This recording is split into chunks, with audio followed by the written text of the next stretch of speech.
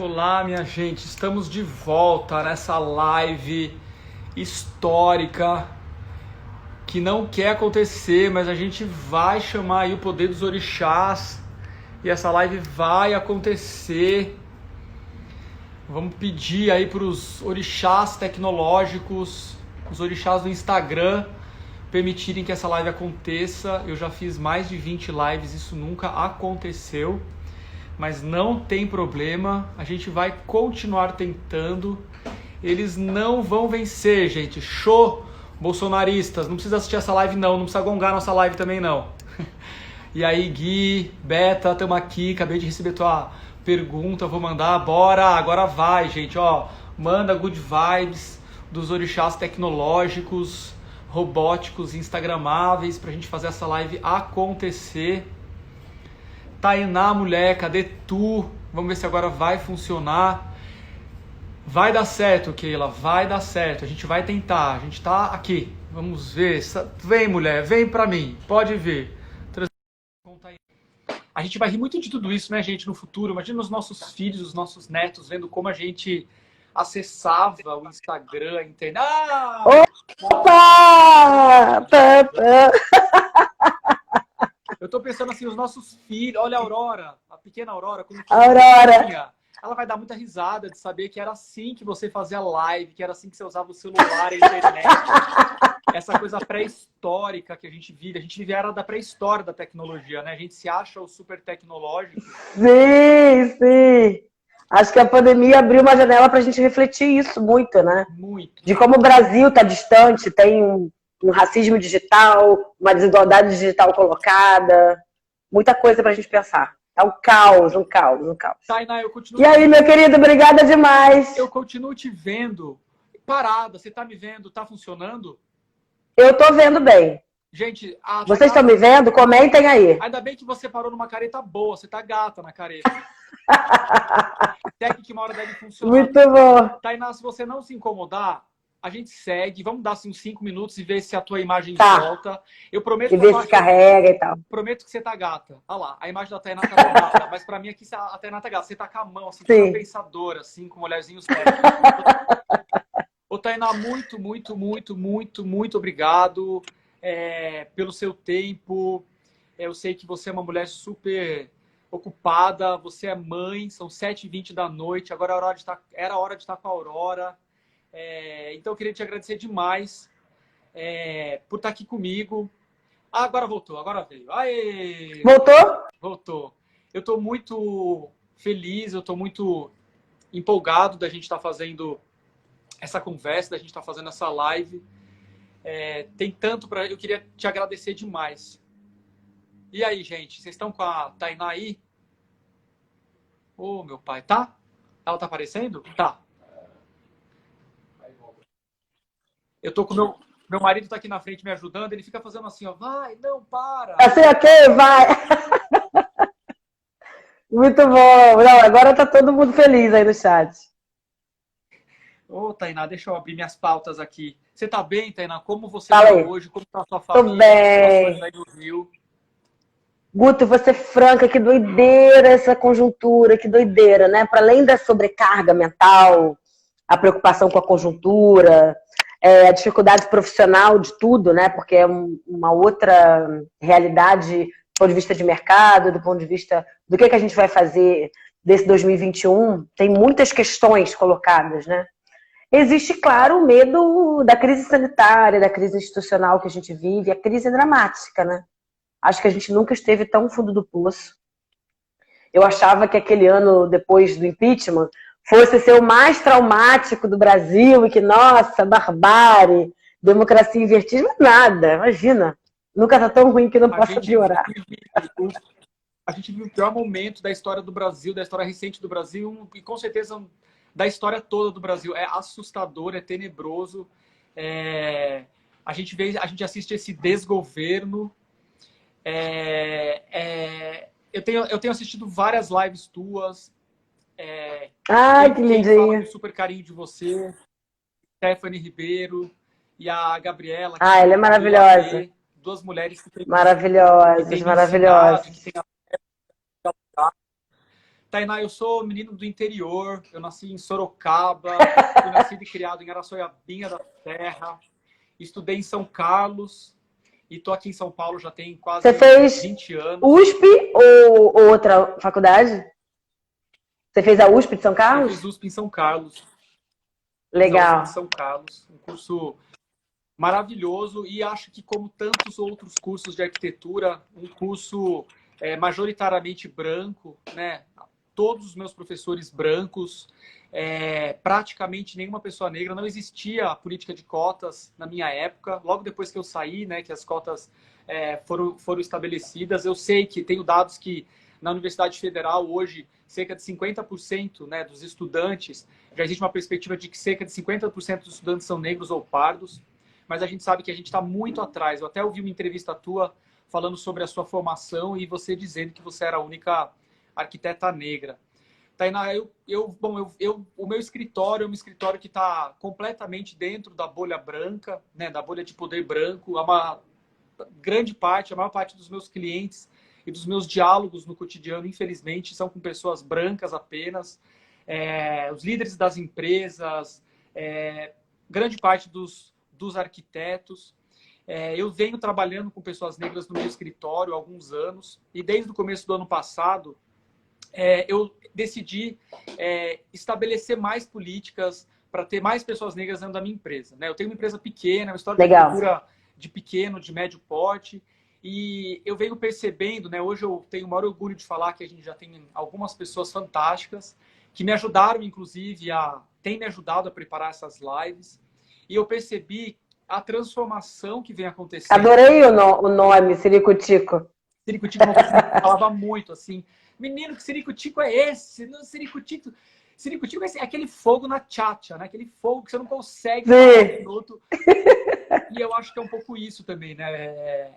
Esse lugar que a gente se encontrou, assim, nessa quarentena. E aí, tenho a honra hoje de ter essas pessoas no meu escritório e percebi que existe uma diversidade, de fato, que começa a se capilarizar dentro das nossas conversas no estúdio, começa a se refletir em entregas de projeto. Então, eu tenho percebido agora a riqueza que é a gente ter mais diversidade dentro do escritório. No entanto, a grande parte dos escritórios de arquitetura são caretas, né? Eu acho que o escritório de arquitetura é um dos lugares mais caretas. Eu sei que você já trabalhou em Vamos falar disso. Em escritório. Eu queria fazer uma pergunta bem prática, assim, a gente está colocando as lives depois no YouTube, a gente vai subir no Spotify, então, assim, eu fico feliz que eu sei que as lives depois elas fluem, né, depois para vários outros lugares.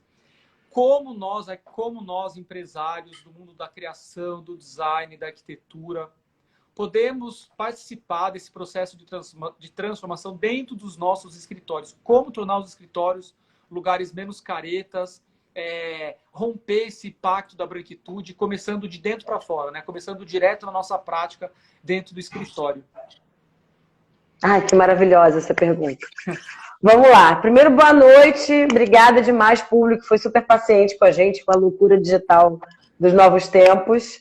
E é uma honra estar falando contigo, que é um profissional, sem dúvida, que eu não cito a ampla maioria dos profissionais de arquitetura, da arquitetura mainstream, né? A gente pode falar um pouco sobre isso, mas eu acho que você dialoga com outros setores e traz debates importantes da sociedade para o teu exercício profissional. Obrigada de verdade. Obrigada.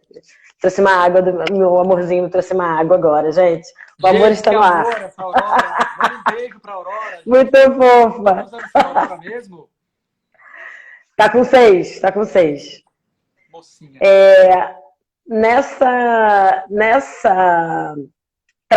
tradição de pensar arquitetura, e a tua pergunta muito provocativa nesse lugar, é importante a gente pensar a dupla dimensão que não só os arquitetos, mas designers, profissionais da imagem e da produção do objeto têm em qualquer sociedade. Eu acho que está muito mais claro no Brasil, que é pensar o que se quer do futuro da sociedade e o que eu estou fazendo nesse cotidiano de construção de realidades.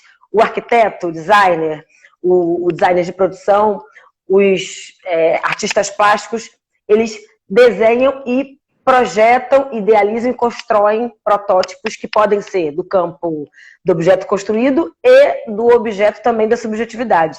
Então, para mim, por exemplo, a vinda e a construção da perspectiva corbusiana dos anos 20, né, comecinho aí do século 20, traduziram todo um século de discussão do que a gente entendia como tópico, do que a gente entendia como projeto de sociedade, do que a gente queria deste homem moderno, o que a gente entendia desta sociedade que mirava esse futuro. Que futuro era esse? Então, nós somos profissionais que estamos disputando sempre uma narrativa cotidiana.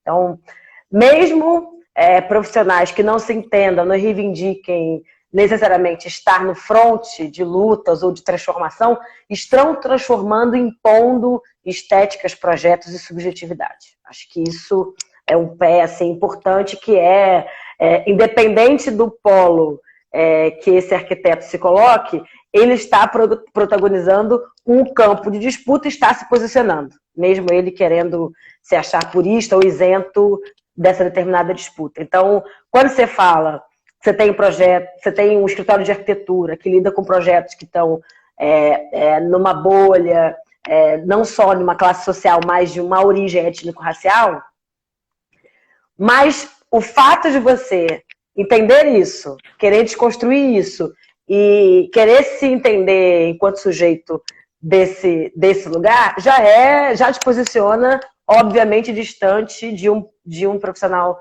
da arquitetura que replica o método, que replica o modelo e coloca isso como um debate à parte, não como um debate central também da técnica, também do exercício profissional. O exercício, o modo de pensar a cidade, o modo de projetar, diz muito a que você veio e o que você é, né? Te posiciona, né, no campo social, subjetivo, político e no setor da sociedade. Acho que esse é um ponto importante. O outro lado, e acho que eu vejo muito o modo também hoje como tão importante quanto essa função, a gente passou o século XX, perdão, dissociando forma e função ou construindo forma e função como instrumento de uma forma cientificista e isenta, né, de discussão de lastro teórico dessa disputa que eu estava falando aqui no comecinho.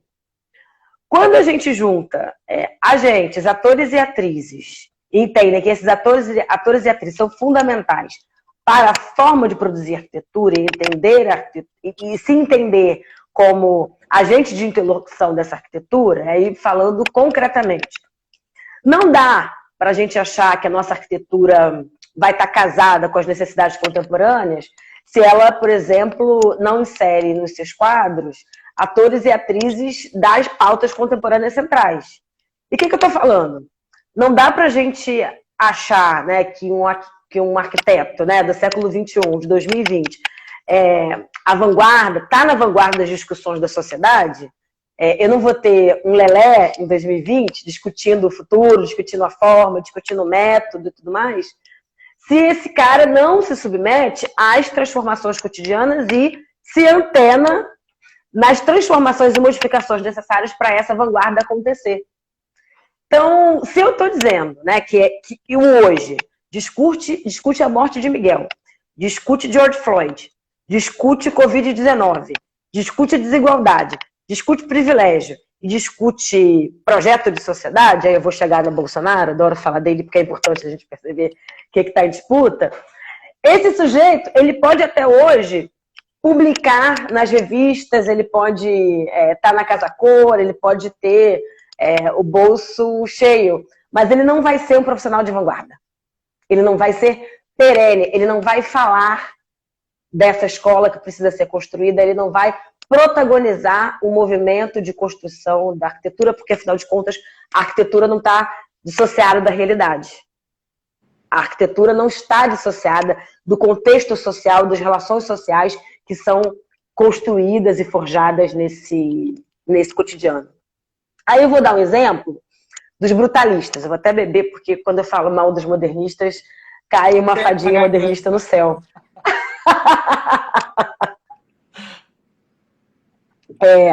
Eu estudei, pouca gente sabe disso, e Na verdade, as pessoas que sabem que eu falo mal do modernismo sabem, porque é uma anedota que eu falo muito. Eu trabalhei muitos anos em outros escritórios de arquitetura e acho que é uma cultura quase da nossa profissão, né? Ir para grandes escritórios para aprender o modus operandi do executivo, né? Do dia a dia, do cotidiano de projetar. Então, eu saí, era estagiária no escritório grande de arquitetura aqui no Rio, Arquitraço, e saí da Faculdade de Arquitetura da UF para um grande escritório de arquitetura em São Paulo, do então vivo, maravilhoso, incrível arquiteto Paulo Bastos, que era ainda um senhorzinho modernista da última geração de brutalistas aí de São Paulo.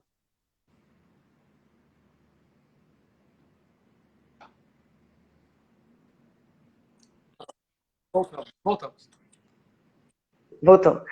E foi nesse escritório, com uma concepção muito modernista, né, de pensar e burilar o projeto, que me atinou o quão distante a gente estava, por exemplo, perto, né, quão distante a gente estava, e acredito que a gente ainda está, de uma perspectiva interseccional, de pensar o projeto e pensar a sociedade, de entender o projeto de arquitetura e a forma de fazer arquitetura como um instrumento de poder e um instrumento de transformação.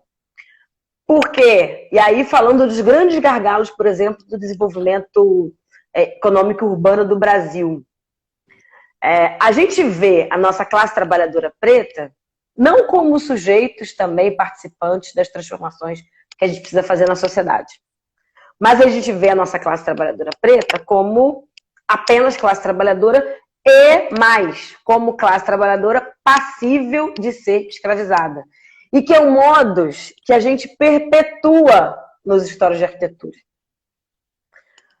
Raríssimos os escritórios de arquitetura que investem no profissional, constroem bons quadros, dividem saber, permitem que os seus funcionários assinem projetos de arquitetura, na coparticipação, na coautoria dos seus projetos, paguem o justo, dividam projetos, inclusive desde a sua concepção até o projeto executivo.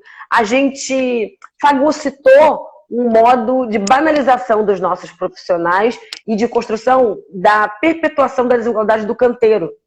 E aí a gente pega, Guto, o grande gargalo do país, que é o nosso canteiro de obras constrói prédios da mesma forma há 30 anos, e aí falar que, por exemplo, um prédio no Brasil demora de 2 a 3 anos para ser levantado, gente. Um prédio de 12 a 16 andares. Tijolo sobre tijolo. Porque estes corpos que constroem a construção, o mercado da construção civil aqui no Brasil, tem uma determinada cor, são de uma determinada origem étnico-racial, vêm de determinado território, são descartáveis. E a gente pegou esse modelo, para além de não refletir sobre esse modelo de construção, a gente pegou esse modelo e trouxe para o escritório de arquitetura. Reproduzindo subalternidade, privilégio e pouquíssima ou quase nenhuma distribuição de renda e de igualdade social.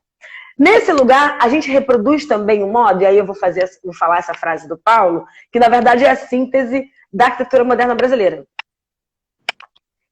E dos modernos brasileiros. Por isso que a gente precisa romper com o moderno, romper com o modernismo e construir finalmente a nossa arquitetura de vanguarda contemporânea. E aí te colocando num dos atores que assim, junto com outras atrizes, vão construir esse projeto de vanguarda que eu quero te instigar, já estou jogando a bola para você. Tainá, são pouquíssimos os brasileiros que entendem a arquitetura.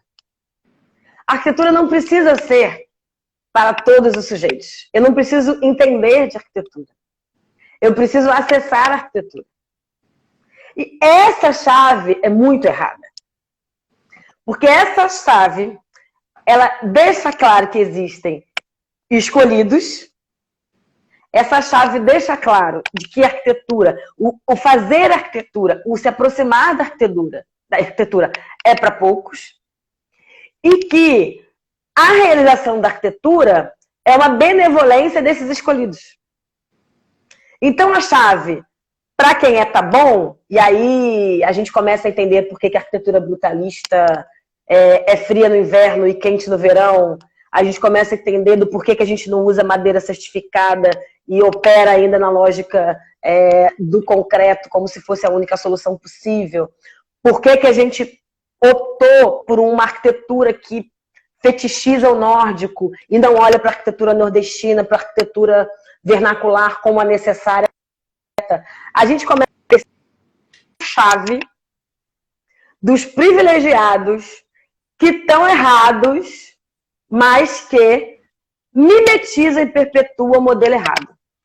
Para não abrir mão e para não construir outro caminho, outra via que não seja a partir dessa esfera de privilégio e dessa esfera deste pequeno grupo burguês, eurocentrado, egocêntrico, descolado da realidade brasileira e que, na verdade, replicou o modo não só da produção, mas o modo de pensar a arquitetura que a gente tem hoje. Por que que eu acho que, por exemplo, quando o Gustavo Trabo ganha lá o prêmio com aquele galpão, com aquela escola, e eu acho que essa arquitetura a gente precisa olhar e mirar. Porque ela rompe com o mimetismo do Gustavo Pena, ela rompe com um pós-moderno e um pós-modernismo que, na verdade, quer só reinventar uma arquitetura modernista que nunca nos enxergou enquanto sujeitos. A arquitetura brasileira precisa se olhar enquanto sujeito, enquanto indivíduo. A arquitetura brasileira precisa se despir da colonização, coisa que nunca conseguiu fazer. Para quem é do patrimônio, sabe bem como é que foi. Total reflexo da nossa sociedade que nunca se despiu dessa colonização. Total. Por isso que você fala muito sobre a importância. Eu estava assistindo um vídeo teu que você fala de ter que ir direto nas entranhas. A única maneira de sobreviver para um projeto novo de sociedade é tirar a colônia de dentro da gente, né? Exato. E é muito triste a gente sair da escola de arquitetura sem saber nenhuma bitola de bambu, sem saber nenhum cálculo de resistência de bambu, sendo um dos maiores produtores de bambu do mundo, e saber calcular com propriedade, às vezes nem isso, o concreto armado, em 2020. Num cenário, né? E aí falando que a gente está na beira do colapso do debate do desenvolvimento, do debate da justiça sanitária, a gente acabou de privatizar o acesso à água, enfim. Estamos aí no meio de uma guerra de disputa de sociedade e de cidade. Tem dois lados aí, tá claro. Só não querem enxergar, e talvez na época de Lula e Dilma dava para dourar a pílula, dizer que vamos lá, vamos construir todo mundo junto, mas agora as elites determinaram um lado, acabou o amor, acabou a concertação. Eles preferiram optar pelo Bolsonaro do que nos escolher. As elites brasileiras, aquela do mecenato da arquitetura do início dos anos 20, do século 20, acabou. Brenan foi um dos últimos e está enterrado. Esse mecenato que permitiu que a oligarquia da falsa cultura brasileira se perpetuasse, deixou de existir. E aí eu acho que entra a nossa disputa, que está muito dada, que se antes, né, a gente teve aí, de certa forma, uma coadunação, uma participação grande dos arquitetos nesse projeto de Brasil, que eu acho falso. Agora, com o rompimento do pacto, né, à luz da eliminação desse mecenato, a catástrofe que é acessar pessoas que produzam e queiram consumir arquitetura, porque vamos combinar. O Gustavo Lima, e sei lá, qualquer outro personagem rico, milionário daqui do Brasil, não quer contratar o Guto Requena, como antes contrataria com maior naturalidade. Isso está dado. Existe um distanciamento do projeto onde os arquitetos, inclusive os arquitetos do mainstream, não estão na bola da centralidade da vez. Eu acho que se a gente pegar a produção, inclusive, das casas de mais 300 metros quadrados acima de R$1 milhão dos últimos 10 anos, a gente vai perceber que é ladeira abaixo. Uhum. Porque os arquitetos que estão pegando esses projetos estão se submetendo cada vez mais à pós-modernidade, ao neoclássico, estão se submetendo às aberrações dessa demanda dessa elite oligárquica. que agora não é minoria. Ao concreto armado, ao tijolo e a toda a lógica colonialista de se construir arquitetura total. Exato. Os arquitetos estão se enquadrando a isso. E aí o meu campo de disputa na profissão é arquitetos. Arquitetos que não querem se submeter, arquitetos que querem voltar a protagonizar e a disputar modelo de sociedade, porque não está dado apenas se eu vou ter escritório aberto, se eu vou ter projeto de arquitetura para mim ou para os meus amigos. O que está na disputa é o modelo de sociedade que a gente quer.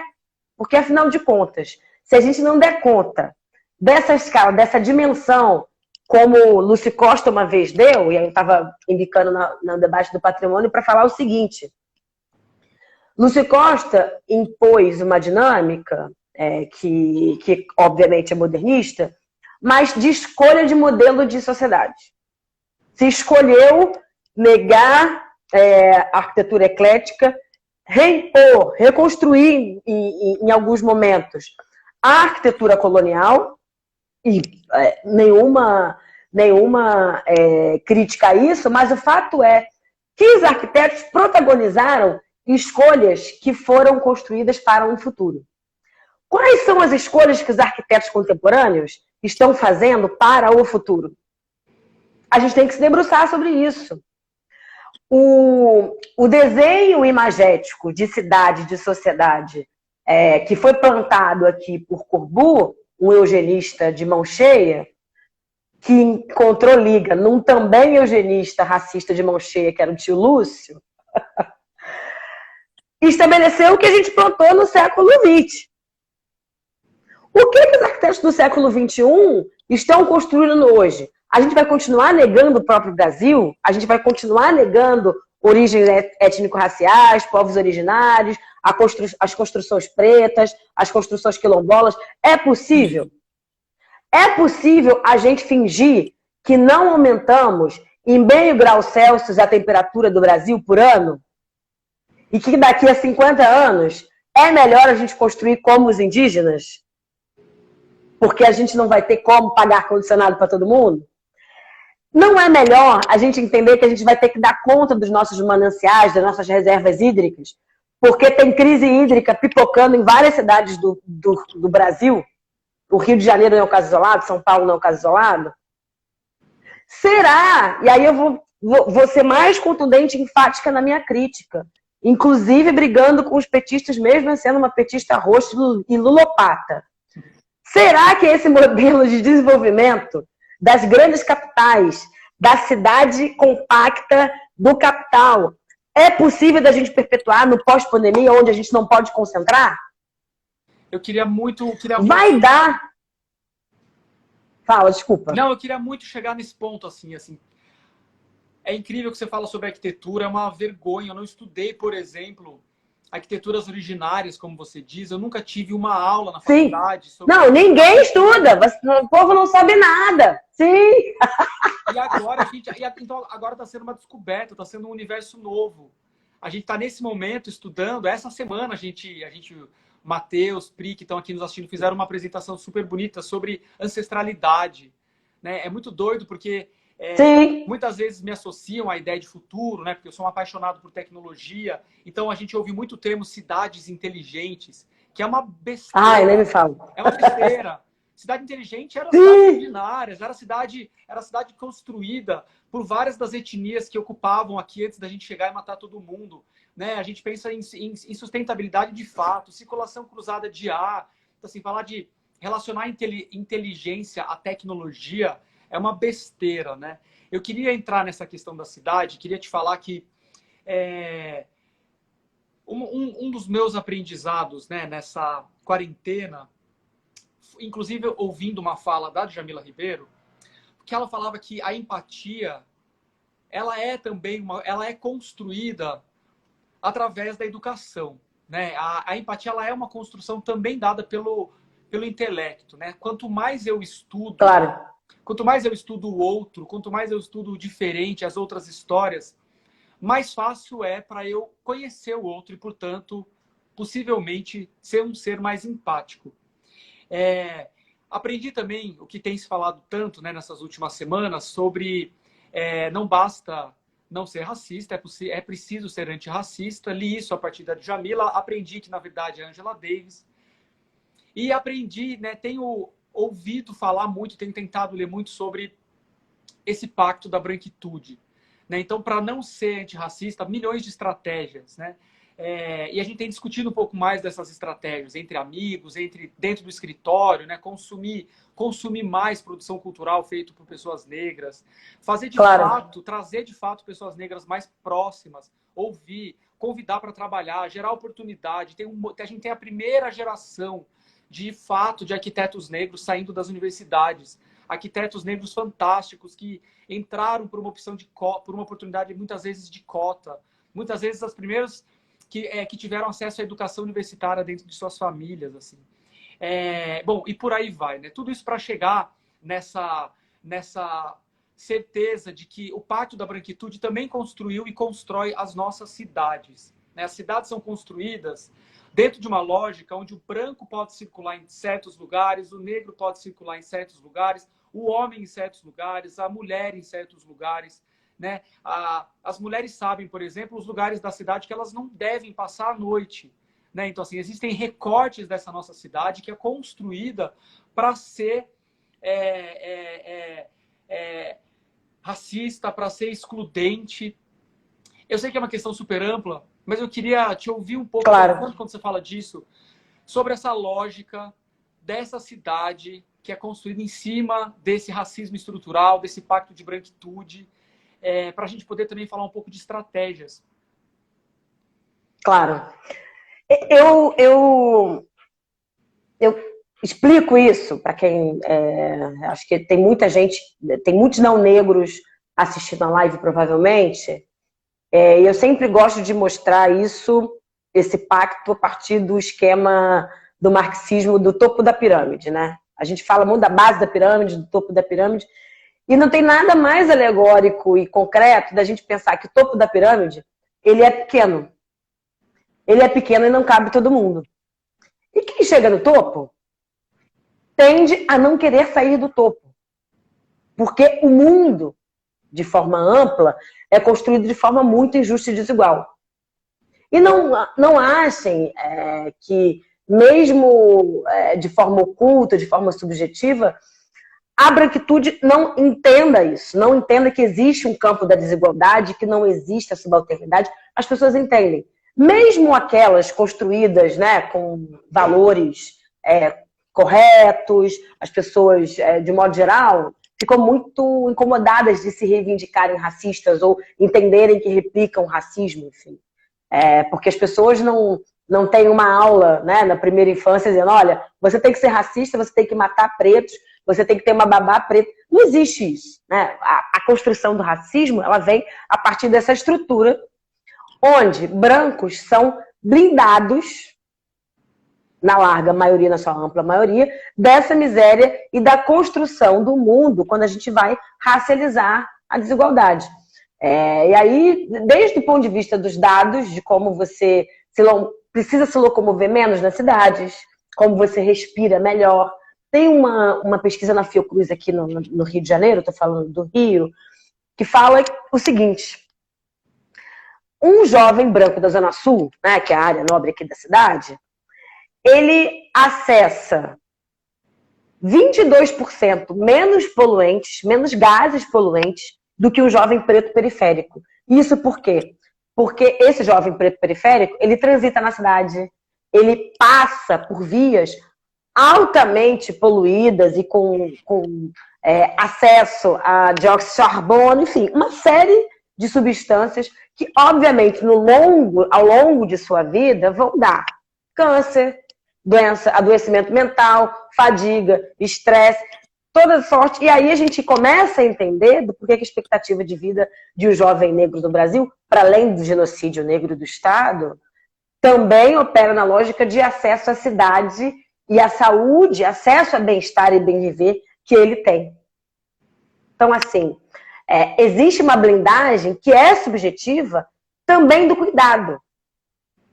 todos os seres humanos se cuidam e têm como base o seu autocuidado, a sua autopreservação. E eu estou te dizendo o seguinte, existe um acordo social de não interrupção desse bem-estar quando ele é cessado.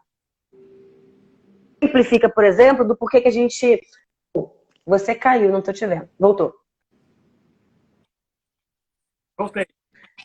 Se acostumou, por exemplo, com o genocídio de Estado, né? O Silvio de Almeida, no Roda Viva, fez um debate com uma frase muito assertiva que é: a população brasileira está muito chocada com a derrubada de estátuas e sequer consegue chorar pela morte de um menino negro. E isso é real, isso é concreto. A banalização do mal, a desconstrução da humanização da população. Existe, óbvio, uma autopreservação coletiva de lidar com a manutenção e a perpetuação desse modelo.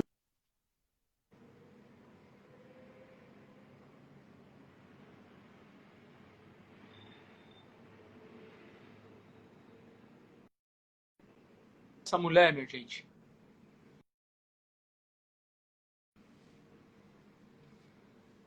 Cadê você, Tainá? Ô, mulher. Toca aqui, coração disparado com essa mulher, minha gente. É uma aula mesmo. Uma aula. Tô vendo aqui, Edu Hit. Sou pardo e tive vários amigos pagando caro para terminar o curso universitário. Tenho alunas negras que ainda pagam caro e não são da geração das cotas, que são importantes, mas não é uma novidade. Exatamente. Os cursos de arquitetura são super elitistas, né? É difícil de concluir, é difícil de comprar os materiais, é muito fácil para o professor falar que tem que viajar para lá e para cá. Não basta apenas ter cota, né? Também. Muitas dessas pessoas que entram com cotas sociais ou com cotas de raça, como é que faz depois para pagar o transporte, o aluguel, né? E qual é o nosso papel para contribuir nessa formação? Sabe que a gente perdeu a Tainá, gente? Oh, meu Deus, essa live tá boa demais. Que tristeza isso. E tem que parar de achar que negro é pobre, Guto. É isso aí. Deixa eu aqui você, meu amor. Deixa eu conectar de novo.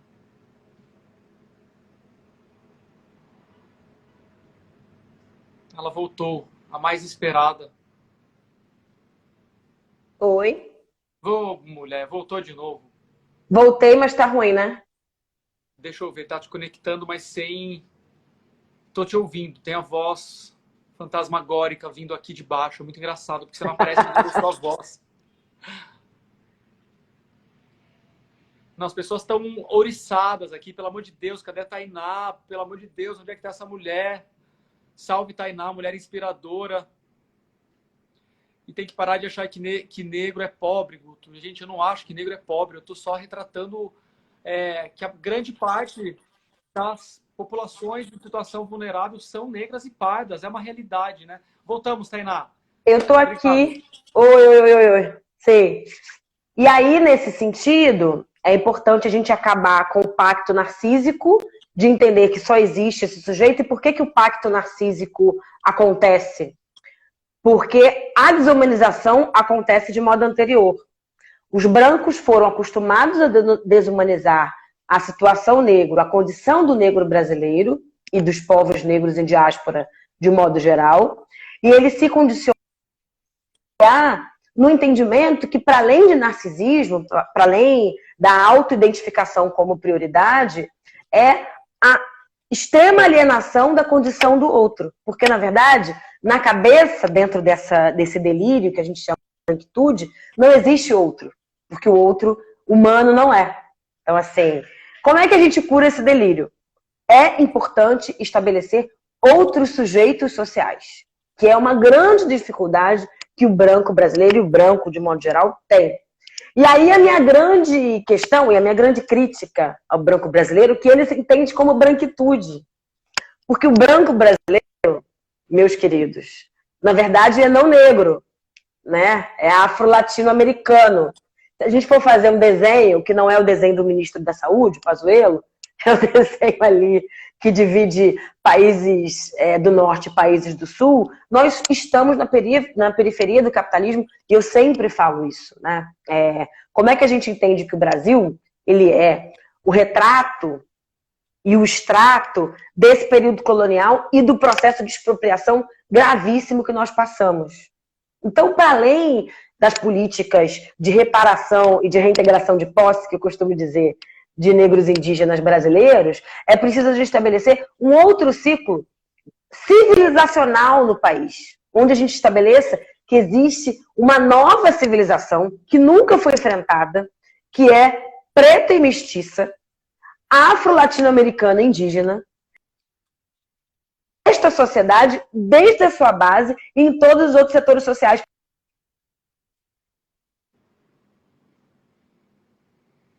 Ô, meu pai, a gente está aqui tentando falar sobre a construção dessa nova sociedade e dessa nova cidade e cortam. Parece que foi bolsonarismo que cortou a gente. Foi algum bolsonarista que cortou essa live, gente. Não é possível. Isso nunca tinha acontecido antes. Vou reclamar pro Instagram. Nunca tinha acontecido isso. Tainá saiu. Ô, meu pai. Neve na Bahia. Não tem como pautar raça sem pautar classe. A maioria da população negra no Brasil é pobre, sim. Mas é pobre pela estrutura racista que sustenta esse país. Muito bem dito, Beta. E muito aprendizado sobre o que a gente precisa fazer dentro dos nossos escritórios, né, gente? Eu fico pegando no pé e fico falando isso porque eu tenho viajado muito, eu viajo muito por outras cidades, eu visito muitos escritórios de arquitetura pelo Brasil e é uma situação, é o retrato dessa sociedade colonialista que Tainá vem falando e descrevendo aqui muito melhor do que eu. Eu prometi que eu ia tocar aqui 3 perguntas maravilhosamente bem elaboradas pelas 3 mulheres fortes, lindas e negras que eu tenho o maior orgulho de ter comigo no escritório. Keila, Beta e Pri. Eu tô com as perguntas no play aqui. Vamos ver se a Tainá volta. Tomara que ela não tenha tido um problema aí, né, gente? Tem muito escritório aí contratando só mulheres brancas e bonitas. É verdade, Fernando. Como se isso fosse um requisito. Olha a Tainá aqui. Ô, mulher. Essa mulher, minha gente, ela causa toda essa comoção aqui dentro dessa live, nesse mundo. Deixa eu chamar ela de novo aqui, Tainá. Vamos ver se agora vai. Só não pode achar que negro não é bem sucedido. Isso não pode ser exceção. Com certeza. Eu parei aqui. Parou, mas voltou. Parei numa pose. Tainá, eu tenho a sorte de ter 3 mulheres lindas, incríveis, negras, empoderadas, ativistas dentro do meu estúdio, que me ensinam muito. E eu prometi que eu ia tocar. Elas fizeram algumas perguntas para você. E uma delas, eu até... maravilha. Fala, porque tem muito a ver com isso. Sim. Deixa eu dar o play aqui. Vamos ver se vai funcionar. Fazer uma coisa bem analógica aqui. Vamos ver. Oi, Tainá. Aqui é a Priscila. Eu estou finalizando a Faculdade de Arquitetura e Urbanismo. Enquanto estudante negra, periférica e mulher, eu sempre fui muito tensionada sobre estudar numa área central e demorar 2 horas até chegar no local que eu estudava. Então, eu queria perguntar para você como que você entende a questão do papel social do arquiteto e urbanista, principalmente agora que a gente tem mais pessoas negras atuando numa área tão elitista como essa. Muito boa pergunta. Falando bastante disso, né? Mas se você quiser complementar... Claro, lógico. Eu acho que a gente tem que desenhar um outro modelo e eu estou muito disputando essa narrativa porque eu acho isso urgente. Porque eu acho que os grandes centros, os centros que a branquitude construiu, estão em colapso. Não vai ter água para todo mundo, não vai ter verde para todo mundo daqui a pouco, o transporte vai colapsar. Então a gente precisa focar muito na periferia, porque a periferia tem as reservas naturais, a periferia ainda tem possibilidade de reflorestamento, tem a possibilidade de eu construir do zero na ampla maioria dos vazios urbanos. Tem uma periferia de disputa aí, de cidade, que vai ser a salvação do futuro, nesse futuro utópico, distópico, pós-pandemia. Não tem resposta na cidade desenhada nessa forma tão radicalmente desigual. Eu vejo resposta na periferia. E o que eu falaria para ela agora é que A gente não precisa mais disputar, a gente tem massa crítica suficiente para disputar o modelo de periferia que a gente quer. Essa cidade que tanto nos excluiu está fadada ao fracasso. A Alphaville vai morrer inteira de Covid-19 se não mudar essa dinâmica de isolamento e de dificuldade de acesso à água e de maltrato com o meio ambiente. Esse modelo de cidade excludente é insustentável, na minha opinião. Então eu quero fazer defesas e construção de periferias da disputa. Estou nessa pegada. É muito bom. Eu li eu estava ouvindo a tua... Aliás, recomendo para todo mundo. Teve uma conversa incrível tua com o Guilherme Wisnik nos seminários que aconteceram da Escola da Cidade. Você assistiu? Foi ótimo. E eu peguei uma aspas tua aqui, que é o seguinte, que eu achei fantástico o que você falou. É uma ilusão falar em pós-pandemia nas periferias. A gente não erradicou tuberculose, HIV, AIDS, malária. Ou seja, não vamos nos livrar da Covid na ampla maioria das periferias brasileiras. Não existe pós-pandemia aqui. E o discurso da pós-pandemia da Cidade Verde, né, que tem se falado muito sobre futuro, Cidade Verde. Eu, inclusive, falo isso, a gente fica sonhando com essa cidade onde os prédios estão cheios de verdinho em cima, torres eólicas, passarinho voando. Eu adoro. É muito fácil. Quem vai pagar isso, eu fico só observando. É muito fácil virar isso no render, né? E aí você fala, falando sobre essa Cidade Verde, mas essa agenda de bem-estar social não casa com a realidade periférica preta. E eu achei muito forte, muito importante, muito interessante a gente falar isso, né? Claro. Porque até, Guto, a gente precisa partir do real desafio. A gente constrói um tópico que é para um brasileiro e para uma sociedade que a gente nem tem. Então, é claro que o arquiteto ele tem como principal função alcançar o impensável, trabalhar com o intangível, tornar palpável e próximo o que está projetado apenas. Mas qual é o nosso ponto de partida? É a sociedade caríssima do metro quadrado mais caro do mundo? Não pode ser. Eu acho que se a gente precisar se debruçar nas soluções concretas pós-pandemia, a gente vai se aproximar muito mais de Paraisópolis do que qualquer outra cidade-jardim. O futuro a gente precisa solucionar. O futuro é a periferia, né? É isso, né? Exato. Então, se eu consigo construir uma boa casa de 80 metros quadrados com 30 mil reais, eu sou um arquiteto foda. Eu mereço todos os prêmios. Porque essa é a utopia brasileira. Esse precisa ser o chão da nossa realidade. Deixa eu tocar uma outra pergunta que tem a ver com o que você está falando, que eu achei bem boa a pergunta da Keila. Vamos ver se eu consigo tocar aqui. Olá, Tainá. Boa noite, tudo bem? Aqui quem está falando é a Keila. Eu trabalho no departamento de finanças do estúdio Guto Requena. E como eu não tenho conhecimento aprofundado sobre o mundo da arquitetura, o que eu posso dizer é que como mulher negra que nasceu e cresceu na periferia, eu sempre enxerguei a arquitetura mais como visual do que funcional. Como se não fosse para mim. Em sua trajetória, em que momento você teve aquele start sobre essa questão e como está sendo ir na contramão desse sistema? É interessante que aqui ela fala, né? Que não era para mim. E é exatamente o que você está falando. Talvez o arquiteto foda, falar de arquitetura e falar de futuro de cidade é falar de periferia, e falar de arquiteto foda é falar do arquiteto que consegue projetar uma puta casa decente, legal, com 30 mil reais na periferia, né? Claro. Keila, eu persigo isso, eu sou um pouco a síntese disso e vou te falar que nem foi o mercado de arquitetura e nem foi a urgência, né, do mercado ou da sociedade. A sociedade nunca demandou uma arquiteta negra que refletisse sobre o nosso futuro das cidades ou fosse na contramão do que a gente estava dizendo. O que me forjou e o que eu acho que eu ajudo a formular, né, em todas as universidades que eu vou, com todos os arquitetos que eu dialogo e troco, é essa disputa de futuro. Não tem mais espaço para não debater centralidade. Não tem mais espaço. Existe uma realidade, e acho que o Covid deu uma catapulta nesse processo, que já vinha em curso. O Covid não inventou nada. O Covid não inventou desigualdade. Mas o Covid proporcionou que a gente focasse nas realidades concretas do Brasil. Eu acho que o que está em jogo é projeto de sociedade e projeto de cidade, porque uma coisa não está descolada da outra, não pode estar. Então, não dá para construir condomínio verde, nova Alphaville 8, Alphaville 9 e achar que está resolvendo a realidade urbana. Como é que a gente insere a realidade dos indivíduos brasileiros que são aqueles de matrizes originárias, afro-latino, indígenas, americanos, que são as grandes maiorias e não as minorias? E como é que a gente decoloniza e desconstrói também muito dessa herança quase que tradicional, burguesa, cafonérrima, não só do campo da arquitetura, mas dessa reflexão de Brasil. Tem um fetiche desse modelo que nos trouxe aqui, que precisa ser derrubado.